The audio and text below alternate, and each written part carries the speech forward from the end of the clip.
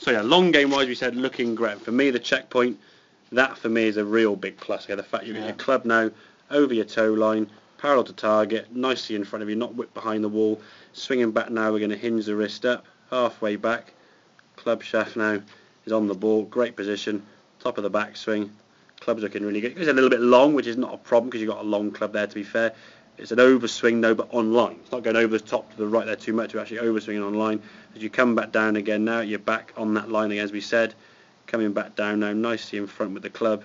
Good impact position, and that ball is just sailing away now with a much more neutral flight, as we can see that ball there, sort of sailing down the range there nicely.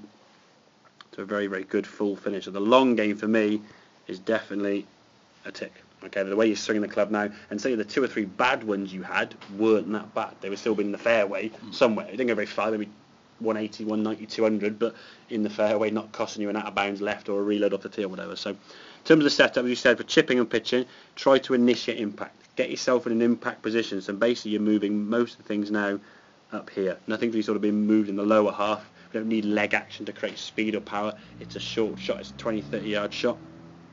As you swing back here now, more arms and chest. For me, it's a little bit head down, a bit long. At this point here now, I'd like to, at the peak of your cap, following the ball. Don't try and stay down with it too long because you might often hit the ground a bit behind the ball if you're doing that, if you're not careful. And staying down is not going to be a good thing. You want the body to just twist through, get your arms and chest and arms working all together. If your head stays down too much, you might get a drop in that right shoulder sometimes. If this drops down a little bit too low, we could hit the ground behind the ball. So just be aware of that. But overall, the top half is doing most of the work here now. There's no real movement with the lower half. You're just setting a good position and just choosing the length of swing for the shot you've got.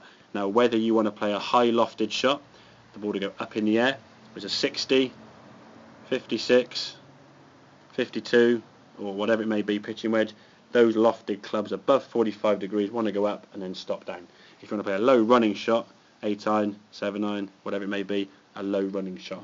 The checkier shots are nice shots to play. We don't need to on these golf courses. The greens aren't fast enough or firm enough to really need to check the golf ball.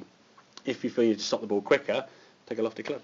Just play a conventional sort of short shot with a lofted club. It will land and stop with trajectory and then release out as required with the green that you're playing onto. If you're going uphill, down, all the different things that can affect that.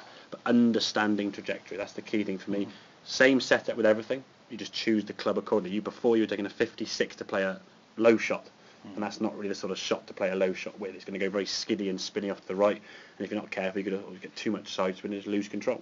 And a left to right chip, you're really going to struggle. If you're chipping down the, so I think that was a real left to right green, maybe down the, if you're front left on 17 on the button, for example, and you're chipping across that tier, you get a little bit of bounce spin right. It's going to be tricky. Exactly, it's down off, exactly, It's going to be a really tricky one to play with. Or if you're any other part of the golf course, there's a left to right chip, you need to avoid that. It's going to be a troublesome shot. So choose the right loft for the club you've got and just try and play this. Again, think of it as a short shot, not a pitch or a chip, short shot. Initiate impact at setup.